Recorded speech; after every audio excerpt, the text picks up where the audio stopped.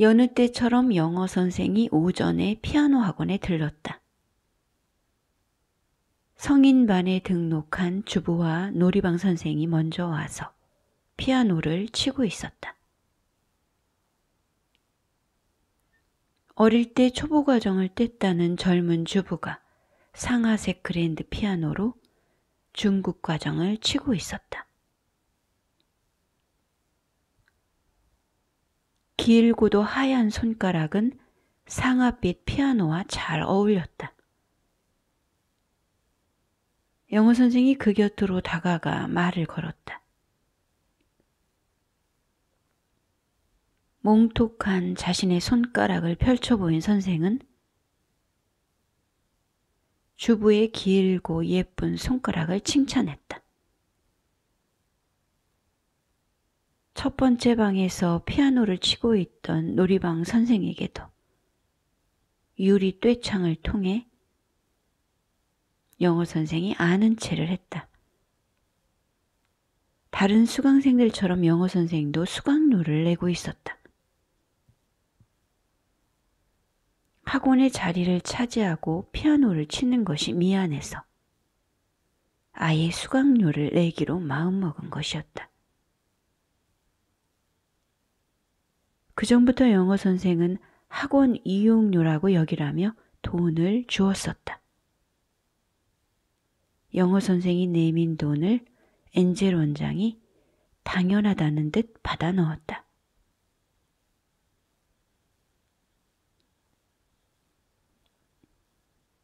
피아노 치기를 끝낸 영어 선생이 거실 쪽으로 나와 앉았다.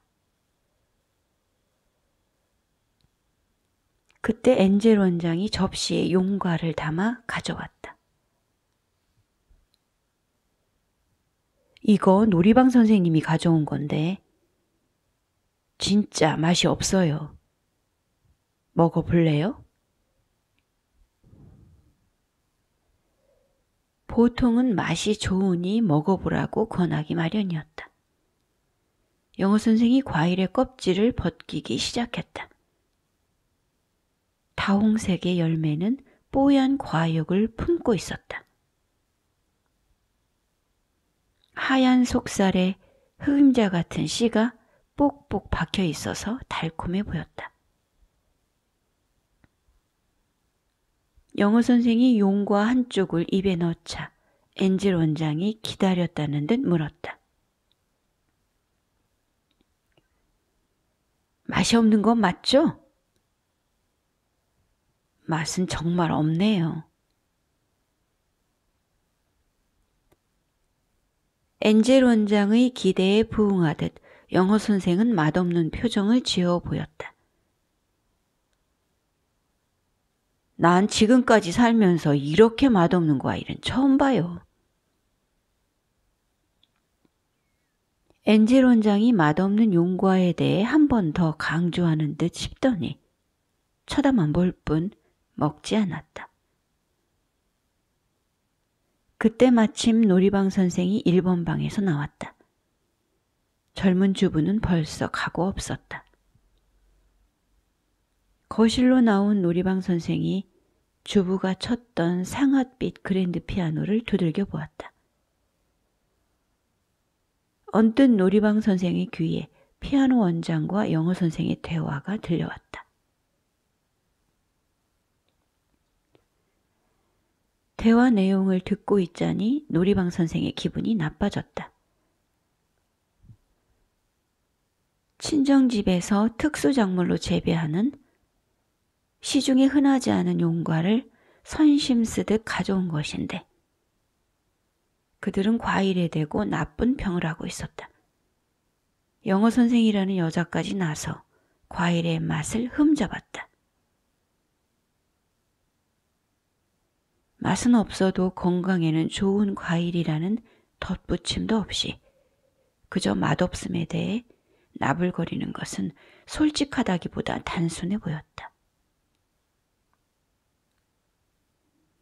놀이방 선생은 얇고도 나긋나긋한 종이에 정성스럽게 용과를 싸서 상자에 담아주던 친정아버지가 생각났다.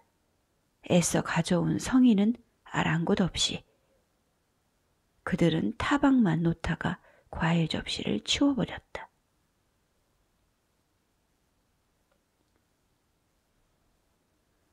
한동안이 지나 저녁 무렵에 영어 선생은 3층의 피아노 학원으로 올라갔다.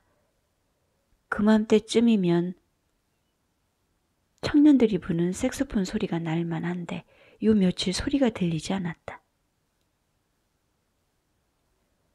청년들은 학원에 오는 시간이 매번 조금씩 달랐지만 저녁 때쯤이면 그들이 내는 서툰 악기 소리를 들을 수 있었다. 영어 선생은 색소폰 소리가 들리지 않는 피아노 학원으로 올라가 보았다. 학원에 불이 꺼진 것을 확인한 영어 선생이 층계를 도로 내려가는데 젊은 청년 하나가 급히 올라와서 피아노 학원 쪽으로 갔다. 그는 불 꺼진 학원 문을 몇 번 두들겨 보다가 잠시 서성거리는가 싶더니 돌아 나왔다. 청년은 곧바로 엔젤 원장에게 전화를 걸었다. 엔젤 원장은 문화원에 강습을 나가 있는 모양이었다. 수강생이 오지 않자 원장은 학원 문을 일찍 닫고 퇴근을 했는가 보았다. 얼마간을 기다리다가 수강생이 오지 않아 하는 수 없이 문을 닫고 나올 수밖에 없었다고 엔젤 원장이 변명을 하는 것 같았다.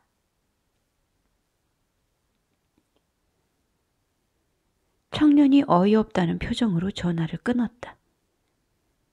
일이 많은 날에 청년은 강습 시간을 넘겨서 늦게 올 때가 있었다.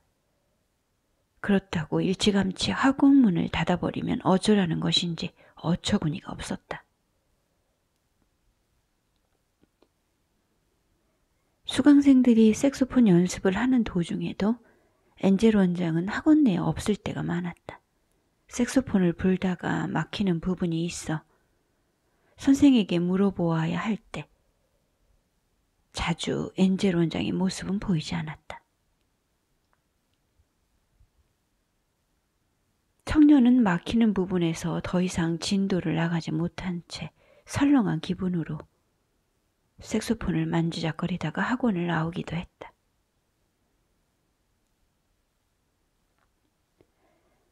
다음날 영어 선생이 출근 전에 피아노 학원으로 올라갔다. 놀이방 선생과 주부는 이미 가고 없고 노인이 거실 귀퉁이에 앉아 악기를 연주하고 있었다. 색소폰 소리는 연주라고 생각하고 들으면 감미로운 반면 소음으로 듣기 시작하면 굉장히 시끄럽게 느껴졌다. 엔젤 원장이 색소폰 소리를 들어주다가 참을성이 다했는지 노인더러 4번 방으로 들어가서 연습을 하라고 말했다. 3번 방에서 피아노를 두드리던 영어 선생은 옆방에서 들리는 색소폰 소리에 귀청이 떨어질 것 같았다. 영어 선생은 자신이 치고 있던 곡의 음을 거의 들을 수 없었기에 잘못 치는 부분을 놓쳐버리고 시간만 보내다가 방을 나왔다. 노인도 연습이 끝났는지 거실로 나와서 악기를 닦고 있었다. 악기 정리를 마친 노인이 갑자기 대걸레가 어디에 있는지 물었다.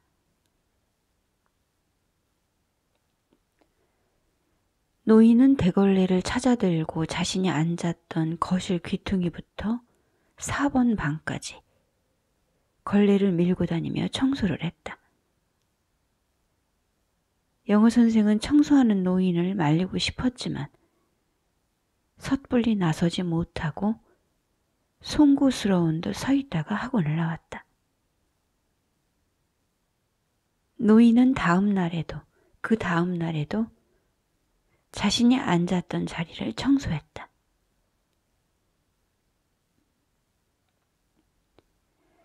청소는 하지 않아도 된다고 노인에게 말해주면 좋으련만 엔젤 원장은 그냥 방치했다. 영어 선생은 청소하는 노인을 만류하지 않는 엔젤 원장에게 반감이 올라왔다. 엄연히 수강료를 내고 학원을 이용하는 노인이 청소를 할 이유는 없었다. 넓은 거실에서 색소폰 연습을 하는 노인을 비좁은 4번 방으로 쫓아낸 엔젤 원장이 처음부터 마음에 들지 않았다. 4번 방은 연습실 중에서 가장 협소한 공간으로 한 사람이 들어앉기에도 답답한 곳이었다. 하여 교육실로 잘 사용하지 않았다. 돈을 내고 학원에 등록한 노인이 정당한 수강을 받기는커녕 구석방으로 쫓겨 들어간 것도 모자라 청소까지 해댔다. 그렇게 청소를 하며 한 달을 채운 노인은 더 이상 등록을 하지 않았다. 허리가 아프다는 핑계로 학원을 그만두었다.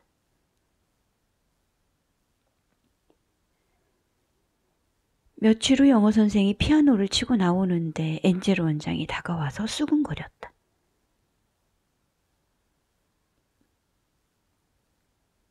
피아노 강습을 받는 간호사들이 오늘 아침 일찍 전화를 했더라고요. 글쎄 아침 9시부터 전화를 해서 학원 문이 열려있지 않다고 불평을 하는 거야.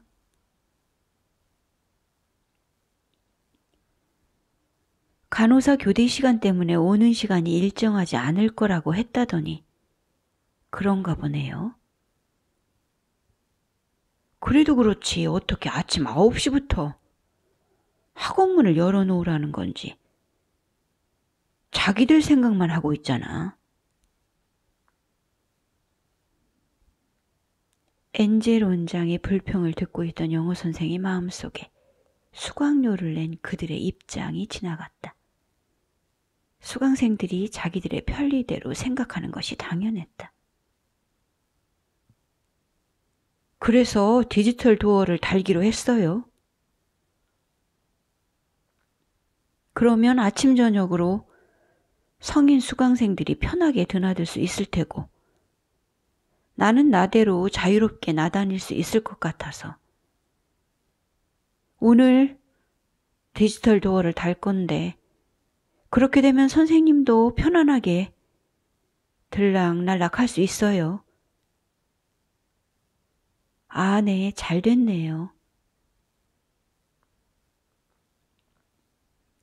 엔젤 원장의 말은 디지털 도어를 달아놓은 후 본인은 밖으로 돌아다니겠다는 것이었다. 그렇게 되면 수강생들은 필요시에 선생의 도움을 받지 못할 터였다. 영어 선생은 그들이 계속 학원을 다녀줄지 염려가 되었다. 수강료만큼의 효용을 얻지 못한다면 결과는 뻔했다. 달이 바뀌고 얼마가 지나 영어 선생이 퇴근을 하여 계단을 내려가는데 일면식이 있는 청년이 층계를 올라오고 있었다. 내려가던 영어 선생은 자기도 모르게 몸을 돌려 청년의 뒤를 따라갔다. 3층에 도착한 청년은 불이 꺼진 피아노 학원 입구에 서서 디지털 도어의 번호를 누르고 있었다. 삑삑거리는 경고음을 들어가면서 거듭 번호를 눌러보는데도 문은 쉽사리 열리지 않았다.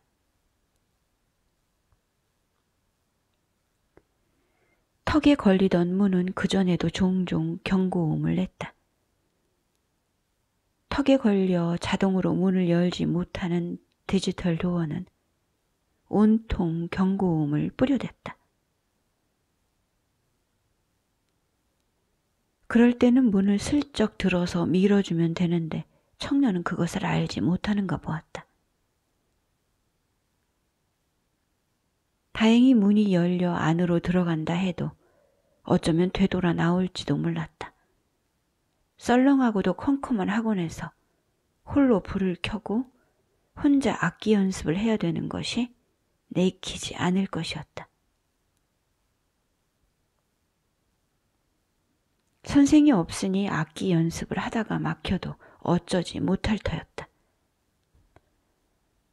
그날 도어의 시끄러운 경고음을 듣고 그냥 가버린 후로 그의 모습은 더 이상 보이지 않았다.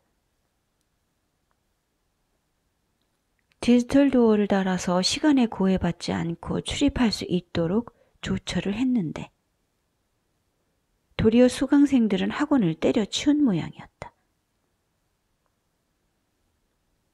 엔젤 원장이 씩씩거리는 목소리로 영어 선생에게 간호사들은 이제 나오지 않는다고 말했다.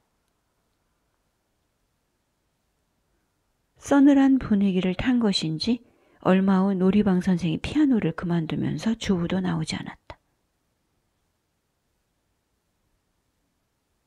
말도 없이 학원을 그만둔 수강생들에게 전화를 해보라고 영어 선생이 뚱겨주었다.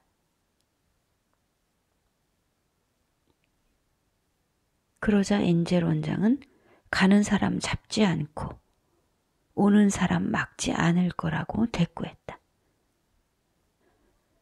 가겠다는 사람을 붙잡고 늘어지라는 말이 아닌 수강생 관리 차원에서 마무리 전화를 하라는 권유였는데 그는 알아듣지 못했다.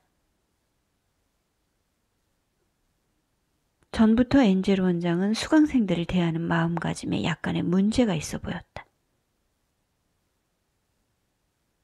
바쁜 일이 있거나 약속이 있는 날이면 엔젤 원장은 짜증을 부렸다.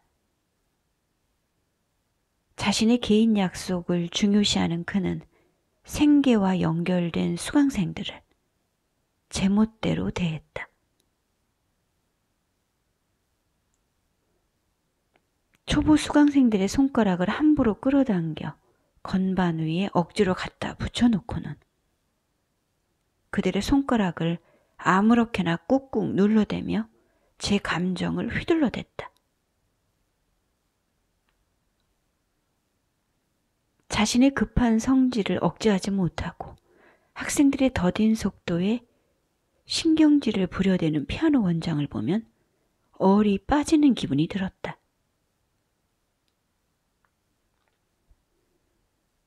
가르치는 선생 입장에서 서툴기 짝이 없는 학생들을 참아주기 어려운 때가 물론 있었다. 미숙하고도 어쭙지 않은 학생들을 하나하나 대면해야만 하는 엔젤 원장의 심정이 이해는 갔다. 그러나 학생들이 그렇게 참을성 없는 엔젤 원장을 오래 봐줄 것 같지는 않았다. 성인 수강생들이 모두 빠져나간 후 다시 혼자가 된 영어 선생이 3번 방의 피아노를 힘없이 두들겨 보다가 2층의 보습학원으로 내려갔다.